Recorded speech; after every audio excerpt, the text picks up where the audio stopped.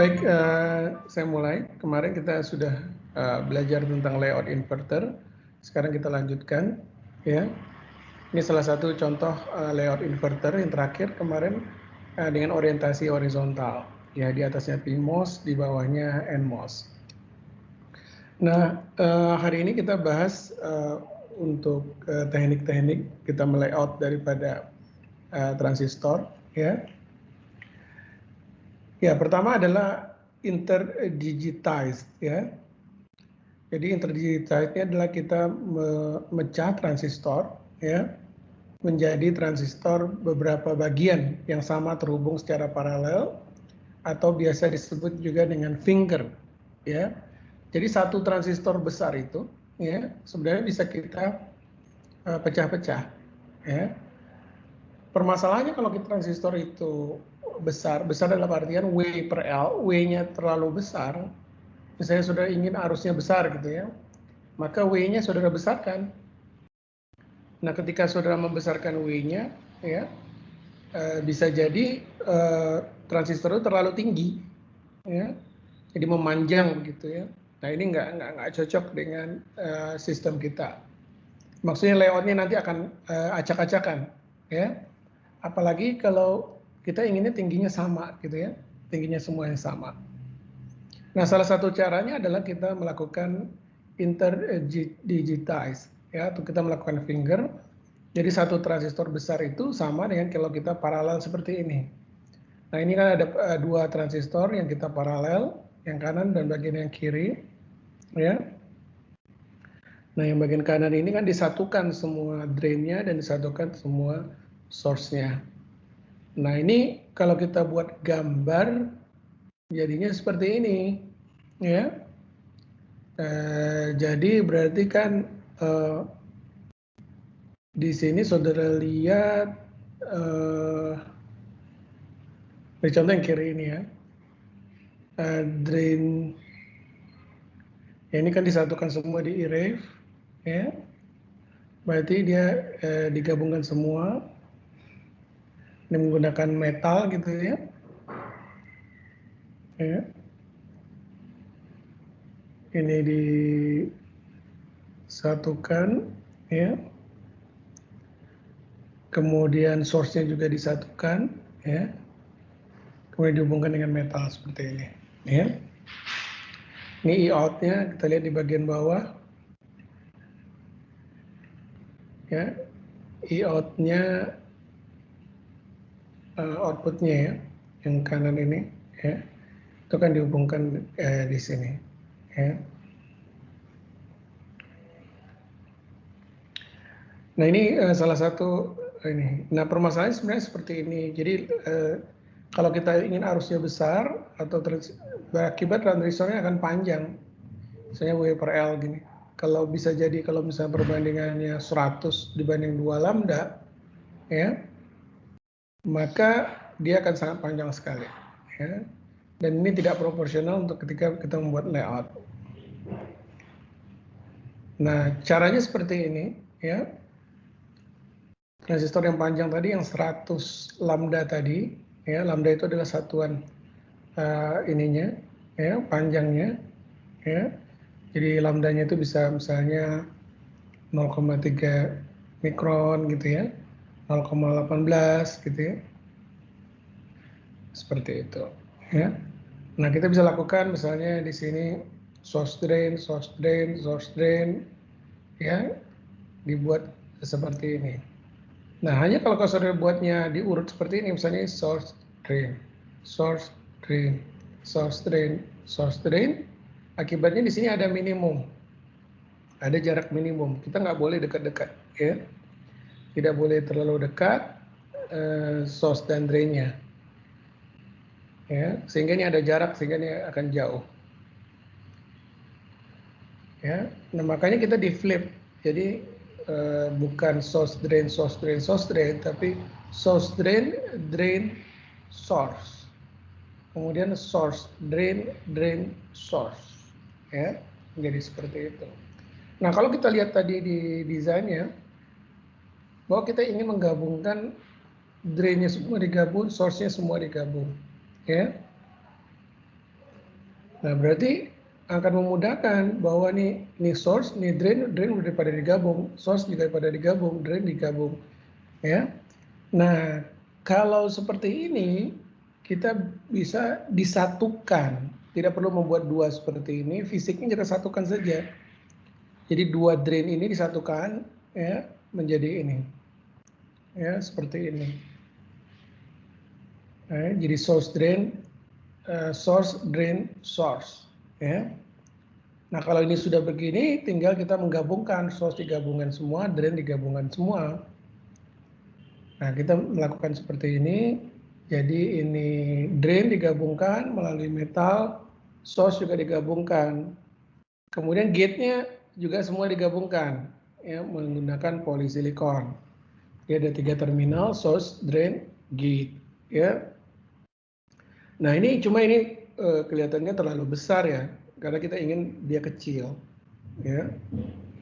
Nah, bagaimana mengecilkannya? Kita bisa melakukan optimasi. Ini source yang di sini kepanjangan, kita potong aja dikit. Kita potong jadi seperti ini, sehingga source-nya bisa disatukan tingginya sama dengan tinggi difusinya. Ya, seperti ini tingginya jadi sama dengan tinggi difusinya. Sehingga metalnya nggak ada yang berlebih, kecuali gate-nya yang berlebih di sini. Gate karena ini polisilikon, nggak boleh kena terhadap ini ya, terhadap difusi, dia harus keluar seperti ini ya. Namun masih bisa dioptimasi lagi supaya dia antara poli dengan difusi tidak masalah. Kita menghubungkan gate-nya dengan metal ya. Namun ketika hubungan dengan metal tentu kita harus menambah kontak di sini ya. Ini kontak. Nah, inilah desain yang paling kecil ya. Desain paling kecil yang bisa kita buat ya untuk tadi dengan finger 4 ya. Jadi bentuknya yang panjang sekali ya, bisa kita buat pendek seperti ini ya. Sampai di sini ada pertanyaan?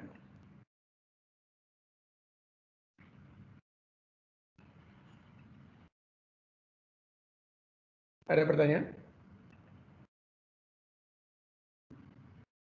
Nggak ada ya? Kalau nggak ada saya lanjutkan ya. Nah, jadi efeknya seperti apa? Efeknya kalau yang tadi W per L-nya besar, ini bentuknya seperti ini, panjang sekali ya. Nah, kalau kita lihat transistor dia seperti ini. Dan di sini juga polisilikonnya jadi panjang. Sudah tahu bahwa polisilikon itu sifatnya ini ya, resistansinya tinggi ya. Jadi kalau kita buat, nah dia resistansi itu berhubung berbanding lurus dengan panjang sebenarnya ya.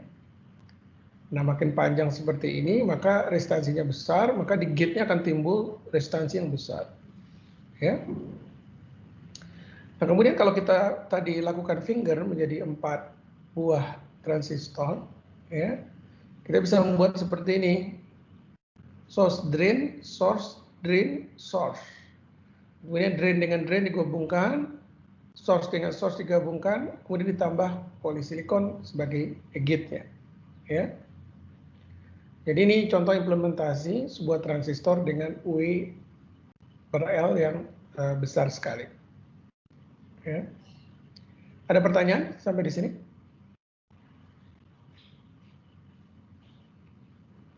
Kalau tidak ada saya lanjutkan. Jadi teknik finger ini, finger atau interdigitize adalah splitting transistor menjadi beberapa bagian yang sama ya, di mana antar bagian ini terhubung secara paralel ya, agar arus yang dihasilkan besar. Transistor harus memiliki W yang jauh lebih besar daripada L, jadi W itu selalu besar supaya arusnya besar. Dan struktur seperti ini sangat tidak baik karena bentuk memanjang mempersulit penempatan dan interkoneksi layout. Kemudian resistansi polisilikonnya tadi yang disebut ya, secara seri sehingga nilainya besar ya. Nah, solusinya adalah menggunakan interdigitize ya. Dengan keuntungan pertama, bagian sisi kiri dan kanan transistor dapat digabungkan sehingga area dapat diperkecil. Maksud digabungkan tuh yang tadi saya gambarkan ini. Ya kalau ini ada 2 drain, ya bisa disatukan jadi 1 drain, source dengan source juga dekat bisa digabungkan, dan drain jadi lebih kecil. Ya. Kemudian resistansi polisikon yang terhubung secara paralel dan nilai W yang mengecil membuat nilai resistansi semakin kecil. Jadi kalau kita lihat di sini, ya ini resistansinya jadi paralel. Ya. Kita tahu resistansi kalau paralel makin kecil ya. Kemudian meminimalisir kapasitansi parasitik dan arus bocor. Nah, kapasitansinya juga makin kecil. Dan karena resistansi kecil, kapasitansi makin kecil, maka nilai RC-nya juga kecil. Jadi arti kalau RC itu kan transient time ya. Jadi transistornya juga akan lebih cepat kalau C-nya kecil, R dan C kecil, ya transitionnya cepat. Nah, ini contoh eksperimen menggunakan microwin, ya. Nanti mungkin saudara akan ada PR untuk seperti ini juga, gitu ya. Ini contoh eksperimen kalau kita menggunakan PMOS-nya W-nya 64 lambda dan L-nya ada 2 lambda, ya. Nah, kalau dalam micron ini 3,84, kalau 2 lambda itu 0,12, ya. Sementara NMOS-nya lebih kecil di 24 lambda 1,44. Okay. Nah, ini bisa kita finger, ya. Bisa kita finger. Kalau saudara lihat di sini bagian atas kita finger 2, ya kita finger 4. Jadi dibagi 4. 1, 2, 3, 4 segmen, ya. Kemudian gate-nya semua dikumpulkan, drain juga dikumpulkan. Ya, kalau kita lihat di sini source-nya dikumpul di atas, misalnya drain-nya dikumpul di bawah. Ya maaf, ini source di bawah ya, drain dikumpulin di atas, disatukan. Maka kita akan dapat desain yang lebih pendek seperti ini. Ya. Nah, kita lihat di sini hasil eksperimen ya dari simulasi. Luas areanya hampir sama ya. Namun resistansi outputnya di sini 723 ohm yang tanpa finger. Tapi dengan finger dia makin kecil karena itu tadi paralel ya, 352 ohm. Kapasitansi output ya, karena transistornya juga makin kecil, yang paling luar itu makin kecil juga, dari 1,51 femtofarad menjadi 1,16 femtofarad ya. Kemudian delay-nya, nah ini transient time tergantung dari RC tadi. Di sini 5 picosecond, di sini 4 picosecond. Di kiri 4 picosecond, ini 3 picosecond. Berarti dia makin cepat, ya. Nah, hal ini di summarize di bagian kanan ini saudara bisa lihat bahwa luas area dengan finger lebih kecil daripada luas area tanpa finger, ya. Luas area dengan finger lebih kecil, sebenarnya lebih kecil ini ya. Kalau saya lihat di sini dari 3094 menjadi 3080 meskipun sedikit perbedaannya. Kemudian nilai resistansi dengan finger lebih kecil daripada nilai resistansi tanpa finger. Ya. Sini 352, sini 723. Nilai resistansi setelah dilakukan finger lebih kecil disebabkan hubungan antar resistansi yang awalnya seri, kalau panjang ke atas seri, ya sekarang menjadi paralel. Ya. Kemudian begitu juga nilai kapasitansi dengan finger lebih kecil daripada nilai kapasitansi tanpa finger. Ya. Nilai resistansi dan kapasitansi berpengaruh terhadap delay yang dihasilkan. Ya, otomatis ya. Delay ditemukan dibangkitkan karena adanya resistansi dan kapasitansi.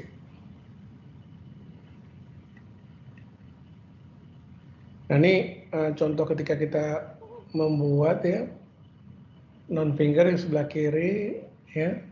Nah, ini nanti kalau di microwin ya kita bisa masukkan seperti ini. Kalau di sini 4/2 untuk NMOS-nya sepertinya. Ini NMOS-nya 4/2, W-nya 4, L-nya 2. ya. Number of fingernya 4, ya. Jadi dengan ini bisa dilakukan manual, tapi bisa juga dilakukan dengan software yang saya berikan kepada software tersebut. Ya, software itu ada mengenerate transistor, ya. Dari situ ada opsi berapa fingernya. Nah, ini dua-duanya PMOS maupun NMOS-nya di finger, ya. Cuma W per L-nya beda. Di sini 4/2, di sini 7/2.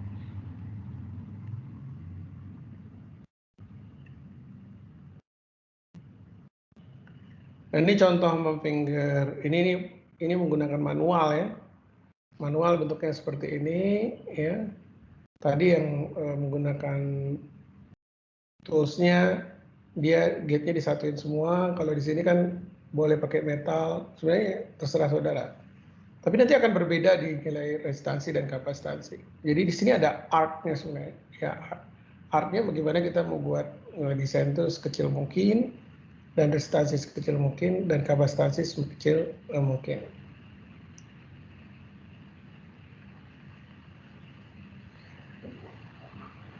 Sampai sini ada pertanyaan?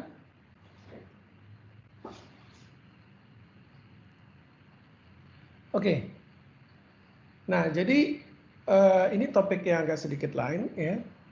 Jadi kalau kita membuat transistor, ya, saudara mungkin di awal sudah saya jelaskan bahwa kita akan menggunakan proses kimia, ya, membuat chip tersebut menggunakan proses kimia yang disebut dengan etching.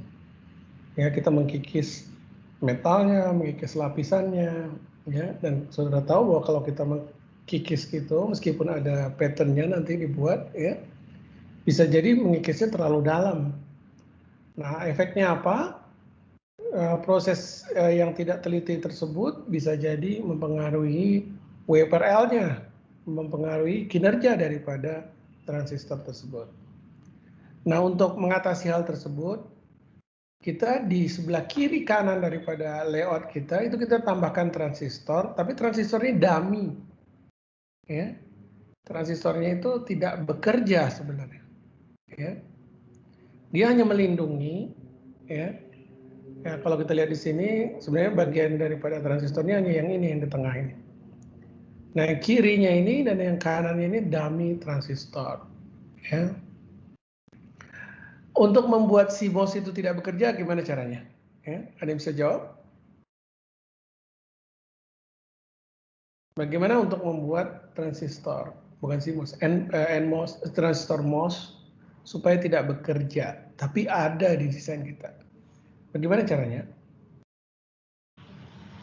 Ya, cara mudah adalah menghubungkan source dan drain. Kalau source drainnya dihubungkan kan otomatis transistor itu short, ya, tidak bekerja. Nah, itu yang dilakukan di sini. Jadi kalau ini ada source, ini ada drain, itu dihubungkan saja dengan metal seperti ini, maka ini sudah tidak bekerja, tapi dia eksis. Nah, tujuannya di sini supaya yang melindungi transistor yang ada di sini, ya, kiri kanannya.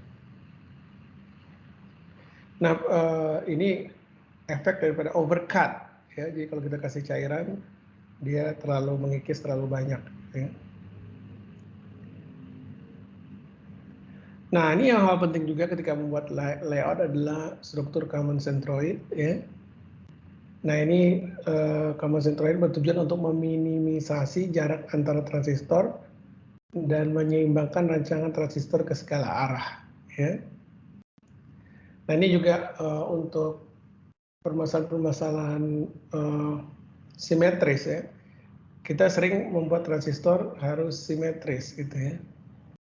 Kalau nggak simetris bisa jadi nanti kinerjanya tidak sama, terutama di analog sebenarnya, di differential amplifier. Kita harus membuat antara satu transistor lainnya itu harus seimbang, yang pair-nya, ya. Karena kalau tidak simetris bisa ketidaksempurnaan dalam matching geometri, ya.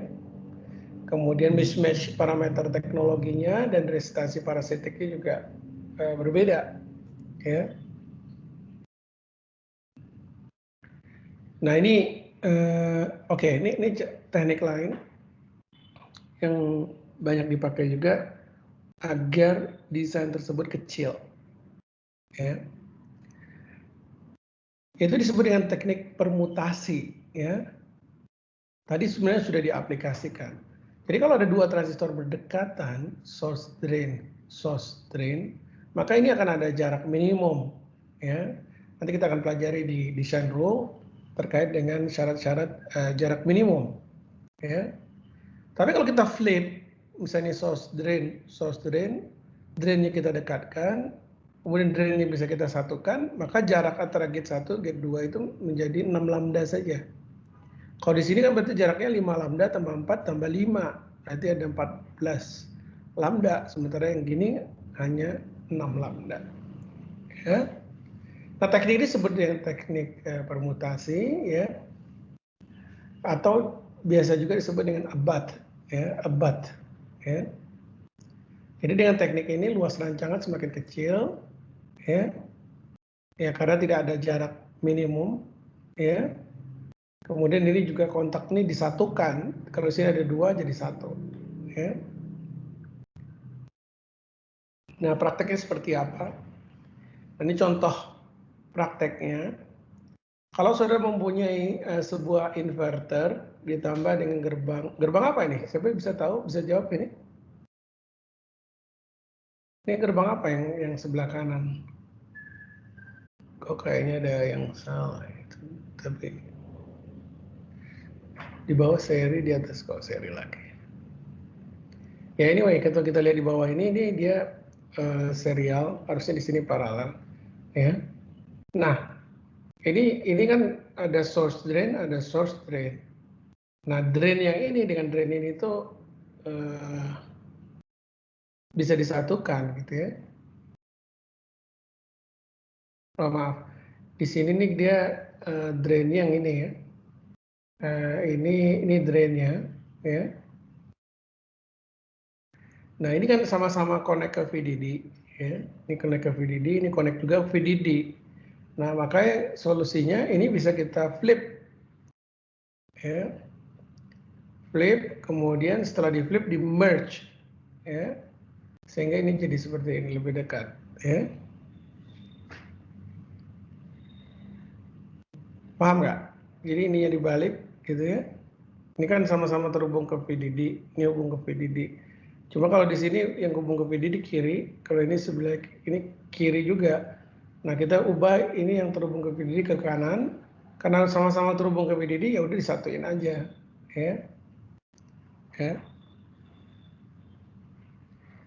Oh, ini bukan ini ya, ini 3 state inverter makanya bentuknya kayak gini ya. Ini bukan ini, tadinya saya kira gerbang. Nah, ya. Ini betul ya. Jadi dengan begini maka ini akan semakin kecil desainnya, karena kita ketahui bahwa dalam melakukan layout tujuan kita itu desain sekecil mungkin tapi performance sebaik mungkin, ya. Ada pertanyaan di sini di teknik ini? Paham nggak? Paham nggak permasalahan yang terjadi?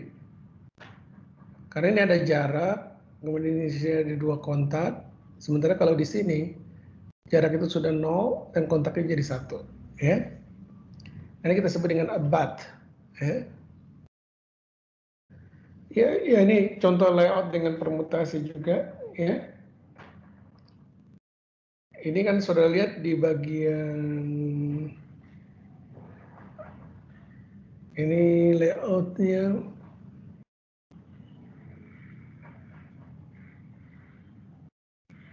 Sebenarnya ada 3 transistor ya. Terus di atas ini ada 3 transistor. Transistor pertama, transistor kedua, transistor ketiga, ya. Nah, ketika ini seperti ini, ya, kita bisa lakukan gabungan, ya, digabungkan bagian-bagian yang ini. Jadi yang di sini kita putar ke kiri, ya, yang ini kita putar ke kiri.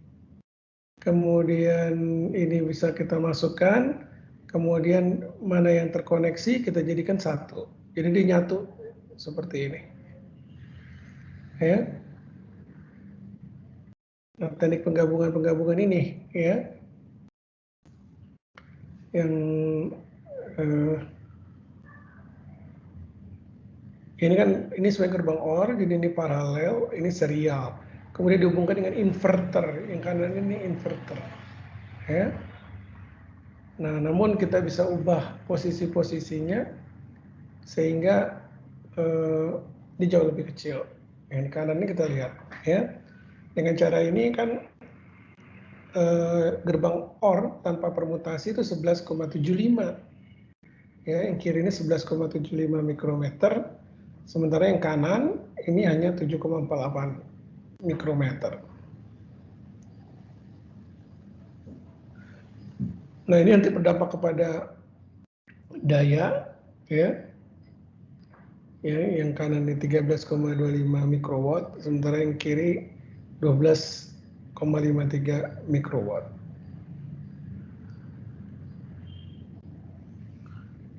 Baik, sampai sini ada pertanyaan?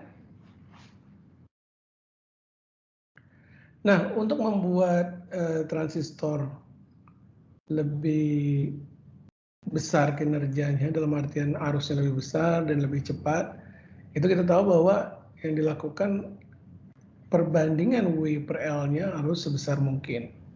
Ya. Kalau perbandingan yang harus besar, berarti ada 3 alternatif. Ya. Yaitu pertama, ya, kita W per L-nya supaya besar, kenapa nggak L-nya yang diperkecil? Ya, di PMOS kan yang harus kita perbesar, harusnya kan? Berarti L-nya diperkecil, ya. Nah, bisa nggak L diperkecil? Lambdanya maksudnya. Lambda tidak bisa diperkecil ya, karena itu sudah jarak minimum ya. Biasanya lambda itu menentukan setengah daripada teknologinya ya. Jadi kalau 2 lambda ya udah nggak bisa kita perkecil lagi. Jadi teknik yang pertama ini tidak boleh. Ya, ini contoh sebelah kiri ini itu lambda ini berkecil dengan polinya ditipisin gitu ya. Nah ini nggak boleh. Biasanya kita menggunakan konstan terus dengan lebar minimum. Ya. Yang kedua mengurangi lebar kanal NMOS. Jadi yang di sini NMOS-nya ini ya, ini kan harus sama arusnya. Kalau yang di sini yang kasusnya itu karena W per L-nya di PMOS itu sama dengan di NMOS, pasti yang PMOS lebih kecil arusnya. Nah, supaya dia seimbang, kenapa nggak NMOS-nya yang diperkecil lagi? Nah, jadilah bentuk yang di tengah ini. W daripada NMOS-nya diperkecil. Ya. Nah, akibatnya total kecepatan, ya efeknya, total kinerjanya itu sama dengan kinerja PMOS. Ya, NMOS-nya dibuat lebih lambat lagi, gitu ya. Nah, alternatif ketiga adalah PMOS-nya yang diperbesar W-nya, ya, ini ditinggikan seperti itu, ya, sehingga kinerjanya sama dengan kinerja NMOS, ya, yang mana itu yang cukup besar, ya. Nah, ini ada 3 alternatif. Alternatif pertama dan kedua itu tidak boleh, dan yang bisa itu adalah alternatif ketiga. Jadi ketika kita membuat CMOS, itu antara NMOS dan PMOS itu kinerjanya harus sama, arusnya harus sama besar. Ya. Nah, itu hanya kita dapat dengan PMOS-nya diperlebar, ya, W per L-nya. Baik. Ada pertanyaan sih?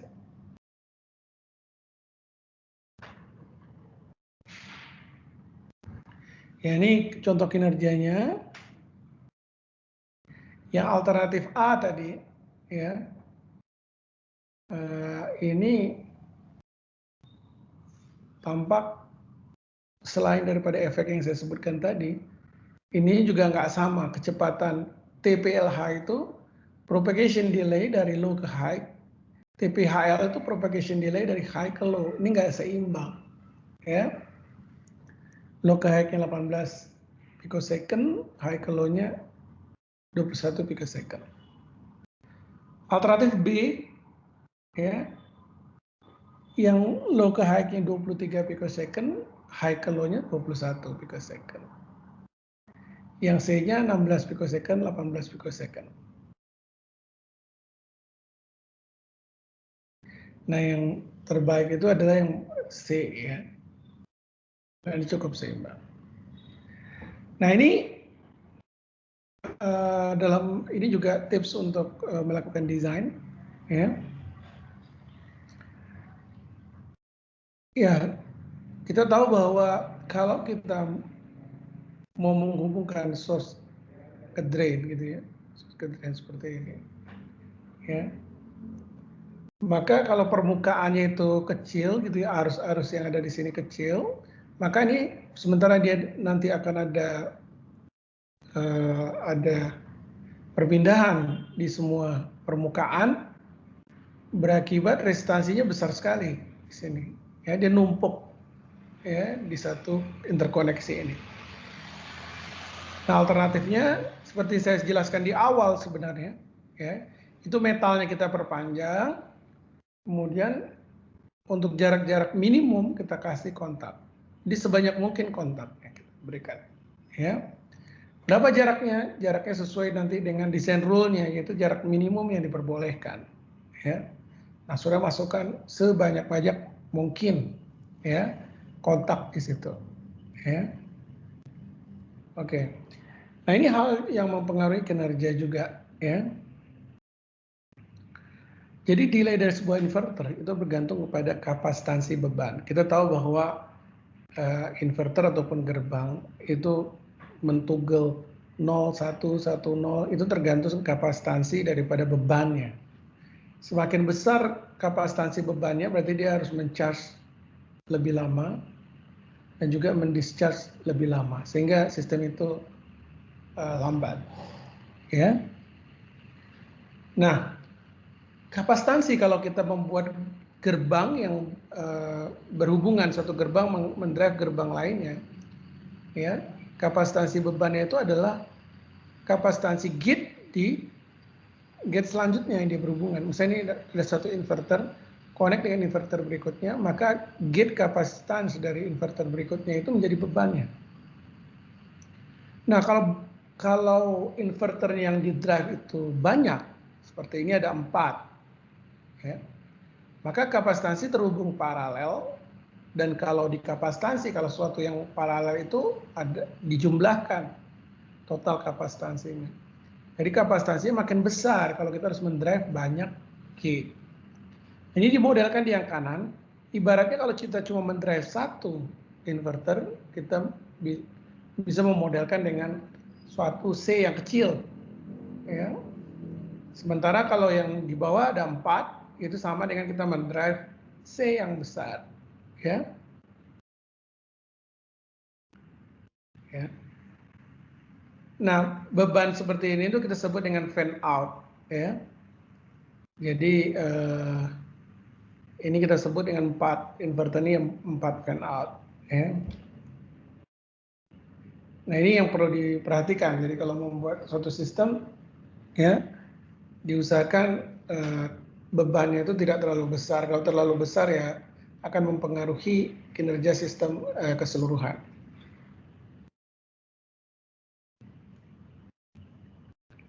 Nah, yang desain tadi kita gambarkan seperti ini. Desain yang dengan beban yang kecil tuh ini inverter mendrive satu inverter. Nah, itu adalah merupakan model daripada yang kiri ini, yang atas ini. Ya. Kalau yang kedua, satu inverter mendrive 4 inverter. Ya, ini sebenarnya memodelkan yang ini. Nah, kita lihat efeknya, ya.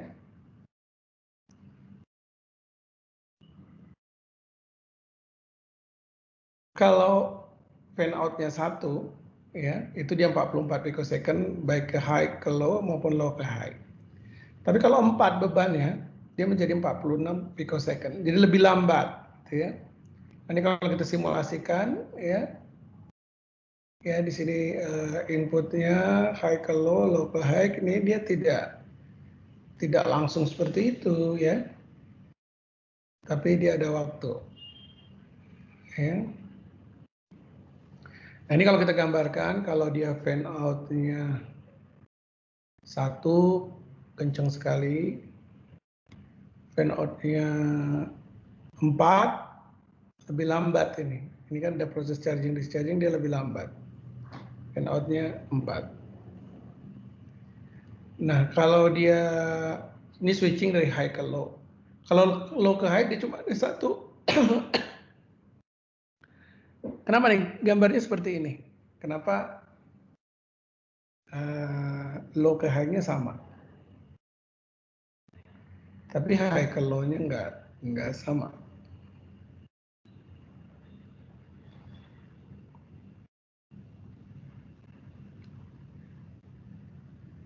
Maaf, ini bukan ini.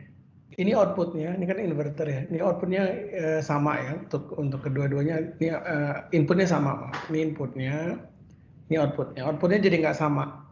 Jadi yang fan out 1 itu lebih cepat, fan out 4 itu lebih lambat ya. Ini yang dari bawah ke atas nih inputnya ya. Nah, nanti jika saudara saya minta mensimulasikan dengan software yang sudah ada itu ya.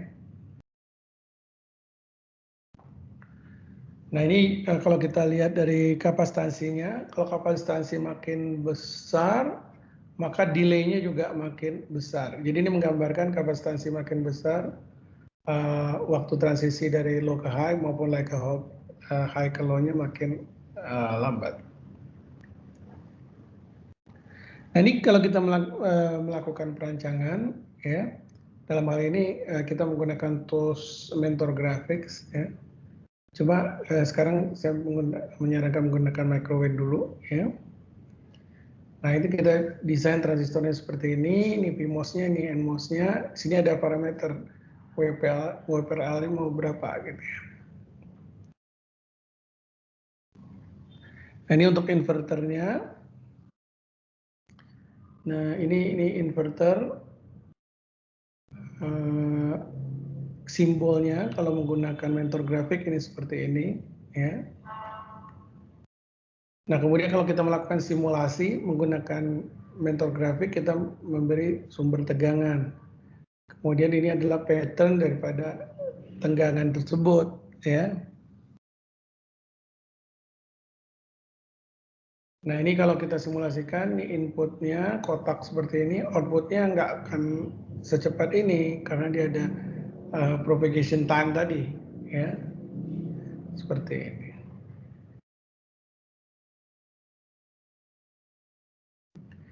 Nah ini adalah tegangannya, ini tegangan input dari low ke high, high ke low. Outputnya sebaliknya kan, high karena dia inverter, high ke low. Nah kemudian di sini ada arusnya ketika dia transisi itu besar sekali. Nah ini yang saya jelaskan kemarin bahwa kalau CMOS itu kecepatan daripada PMOS dan NMOS itu nggak sama biasanya. Meskipun saudara mengusahakan untuk sama, biasanya tidak akan sama. Nah ketika tidak sama itu kadang-kadang akan terjadi kondisi bahwa source drain-nya itu akan short ya, sama-sama on gitu ya. Nah pada saat short itu arus akan besar seperti ini. Makanya boros kalau pada saat transisinya makin banyak di CMOS tersebut. Transisi banyak itu berhubungan linear dengan frekuensi. Makanya secara general bisa disebutkan bahwa frekuensi makin tinggi, konsumsi daya makin tinggi karena arusnya akan banyak, akan besar ya. Jadi di sini kapabilitas arus PMOS dan NMOS itu tidak seimbang ya. Kita tahu ini karena mobilitasnya. Di PMOS menggunakan mobilitas ya hole, sementara di NMOS menggunakan mobilitas di elektron ya.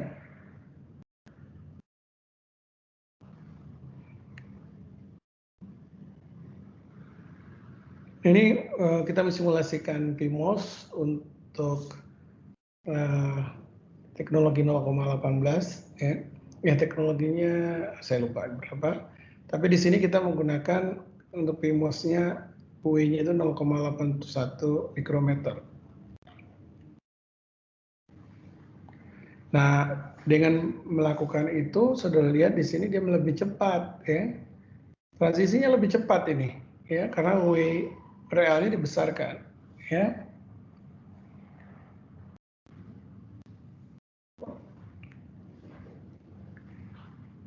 Ya, hasil simulasi DC dari inverter dengan UI PMOS yang terbaru dapat dilihat bahwa saat 2,5 ya, volt, output inverter juga 2,5. Ya, jadi ini titik ininya. Ini adalah voltage transfernya, grafnya.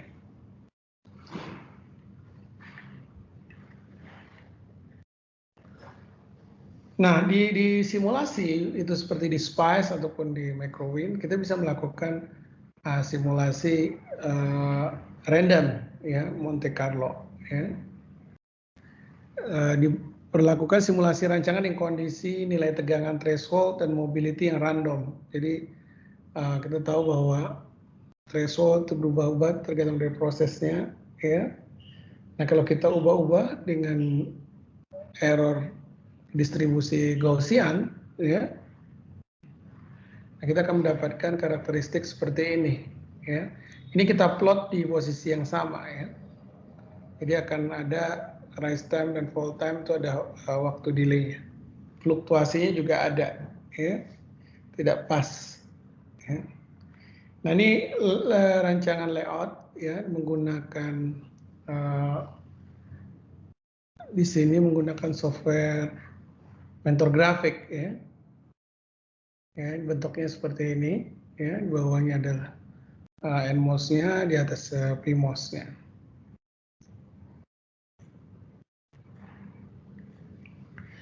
Nah, setelah desain selesai, kita melakukan apa yang disebut dengan DRC, Design Rule Check, ya. Jadi nanti besarnya daripada kotak-kotak pembentuk transistor ataupun interkoneksi itu akan dicek lebar minimumnya, akan dicek kedekatannya, ya, lebar dan jarak antara layer yang sama, ya. Nah, itu ada minimumnya dan ini secara otomatis softwarenya bisa mencek, ya, dengan software yang disebut dengan design rule checker, ya. Nah, kalau design rule checkernya berhasil digunakan, ya, berhasil dilakukan, maka akan ada simbol seperti ini, correct, gitu ya, bahwa desain sudah terverifikasi, ya. Kemudian ada lagi software yang harus kita gunakan di akhir daripada layar kita, yaitu menggunakan LVS, ya. LVS ini waktu itu saya sudah jelaskan itu adalah layout versus schematic, ya. Jadi kalau saudara punya layout, dia bisa ekstrak sendiri menjadi schematic. Kemudian schematicnya dibandingkan oleh dia dengan schematic awal. Kalau itu berbeda, maka tidak lolos dengan LVS ini, ya.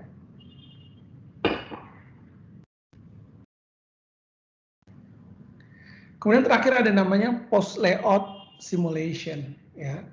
Jadi layout yang sudah jadi itu nanti bisa diekstrak komponen parasitiknya, ya. Ya.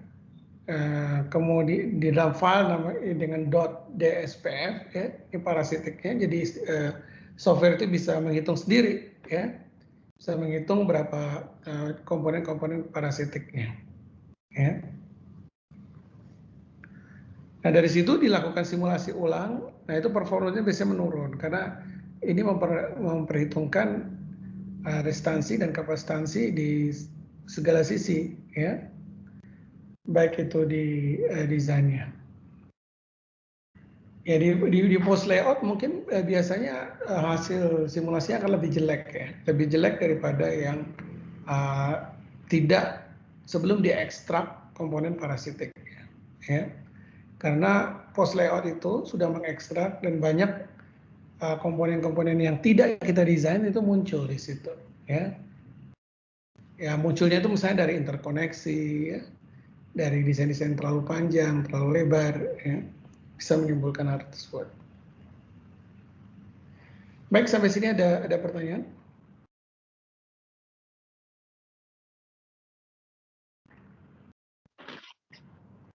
Pak, saya ingin bertanya, Pak. Ya. Tadi kan Bapak sebutkan bahwa akan ada penurunan performa setelah simulasi dengan kapasitansi parasitik. Ya. Kalau saya boleh tahu, seberapa jauh penurunan performanya setelah desain ini dicetak dalam bentuk IC gitu Pak, di silikon? Oh, kalau harusnya dengan IC itu dengan simulasi itu sama ya. Pada prinsipnya kan IC itu memprosesnya itu pertama mahal, ya, harganya mahal. Yang kedua lama, ya, perlukan waktu biasanya 3 bulanan. Terus nilai kita fabrikasi juga cukup mahal. Nah, maka dari itu orang berusaha memodelkan proses fabrikasi itu dengan tools-tools yang ada ini. Ya, jadi tools ini sebenarnya alat bantu saudara memprediksi performanya ketika sudah jadi. Ya. Jadi semirip mungkin sebenarnya. Ya. Nah, artinya kalau memang makin lambat ya saudara bisa antisipasi, misalnya inverternya diperbesar lagi gitu ya, sehingga kecepatannya tetap misalnya. Ya.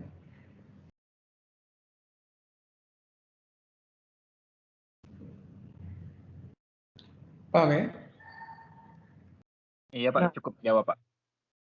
Nah, kadang-kadang kita membuat suatu komponen itu beban di ujungnya itu besar. Ya.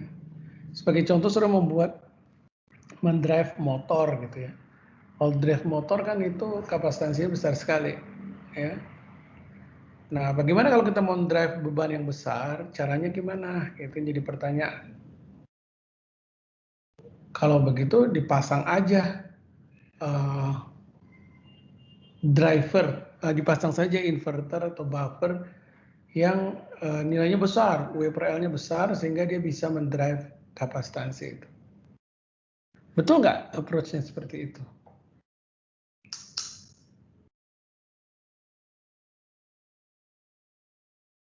Udah bisa jawab?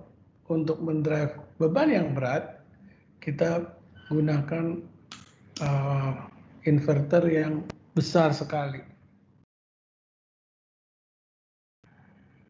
Ada yang salah dengan approach itu? Ada yang bisa jawab?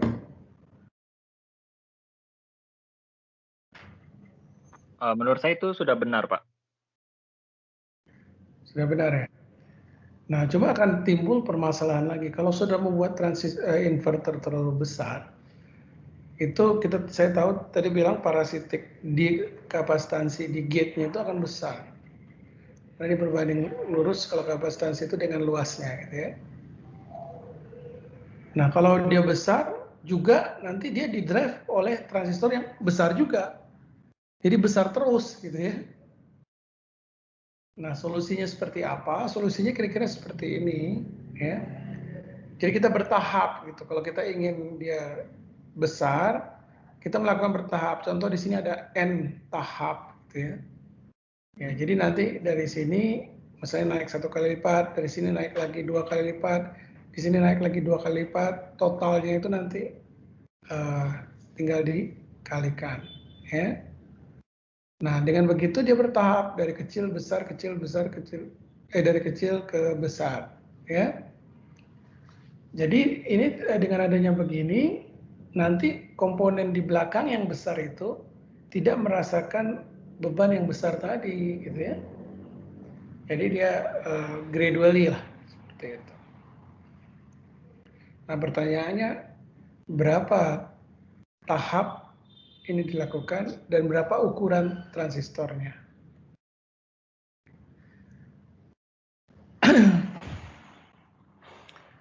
Dan untuk mendapatkan delay yang minimum itu ukuran perbesarannya itu untuk setiap stage itu harus sama. Ya, misalnya 1/2 itu perbandingan output ke inputnya N gitu ya. Nah, yang dari yang 3 ke 2 juga N, 4 ke 3 juga N, seperti itu. Jadi kita bisa rumuskan, kalau di sini CL, di sini C yang stage ke N, berarti CG gate, C gate N, ya. Di sini nanti mungkin CG N-1, gitu ya. Di sini terakhir C gate 2, C gate 1. Sehingga seperti ini perbandingan dari yang J plus 1-nya dengan J. Ya. Nah, kalau ini sama terus, tadi kita sebutkan bahwa di sini ada N stage. Ya. Kalau ini N stage, berarti kan di sini berbesarannya N, sini berbesarannya N, besarnya N. Berarti N, perbesarannya ini bukan N, ini perbesarannya F misalnya. Ini F1, ini F2, ini F3, sampai di sini Fn. Dan kita tadi sepakat bahwa ini F-nya ini sama. Dan dia ada sejumlah N, berarti total gain yang ada di sini F pangkat N. Kita anggap F besar ini adalah perkalian daripada masing-masing nilai F-nya ini.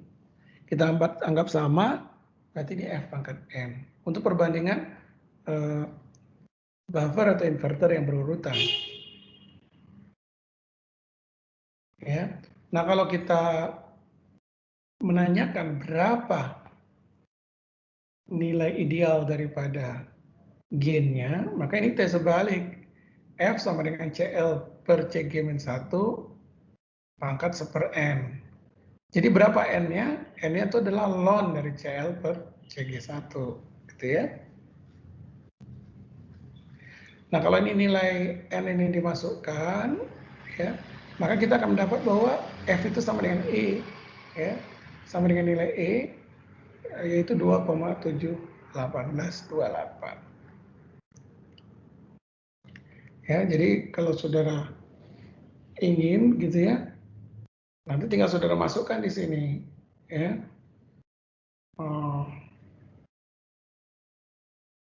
Ini 2,7, ya. Tinggal berapa stage yang saudara inginkan. Ini kalau kita nih C-load yang paling ujung, CG1 itu kan C-gate yang awal ya. Jadi load, kalau punya load berapa, dibagi dengan gate kapasitansi, di pangkat 1/N-nya itu kita dapat nilai F. Kalau ini 2,7, berarti N-nya bisa kita hitung. Ya. Asal tahu saudara berapa bebannya, ya, saudara bisa tahu berapa stage-nya. Nah, bagaimana dengan kasus seperti ini? Kasus seperti ini ada yang paralel, ada yang serial. Ya. Nah, bagaimana kita memecahkannya ini? Nah, di sini C-load-nya adalah 64 gate 1. Jadi gampang. Jadi CL per C-gate-nya adalah 64. Ya. CL per CG-nya 64. Kita sudah dapat. Ya. Tapi di sini ada gangguan nih. Ya. Di sini ada tambahan. Nah, efeknya apa? Ini efeknya adalah kapasitansi yang di-drive oleh ini. Kalau tadinya cuma CG2, ini ada CG2, CG2, CG2. Ada 4 yang paralel. Berarti ini 4 CG di sini. Di sini juga ada 4 CG. Sehingga kalau kita lihat perbandingannya, ini 4 CG bagi CG1, 4 CG3 bagi CG2, dan CL CG3. Ya. Nah, kalau kita totalkan berapa gainnya, berarti kan CL bagi CG3, 4 CG3 bagi CG2, 4 CG2 bagi CG1. Dan ini totalnya sama dengan total kapasitansi output dibagi kapasitansi input, yaitu 64. Ya. Makanya dengan cara yang sama dengan tadi, 64 adalah sama dengan F per 4. Ya. Ini karena tadi dia terhubung seri ya. Kemudian 4F, sehingga dapat 4F pangkat 3, sehingga F-nya bisa dapat 2,52. Ya. Jadi kalau kita lihat di sini, maka perbandingan daripada output kapasitan bagi input itu 2,52. Ya. Kalau yang CG3 dibanding CG1, ini tentu kita akumulasi. Ya. 6,35 cekit 1. Terima kasih. Baik, saya rasa dari saya penjelasan untuk ini sudah selesai.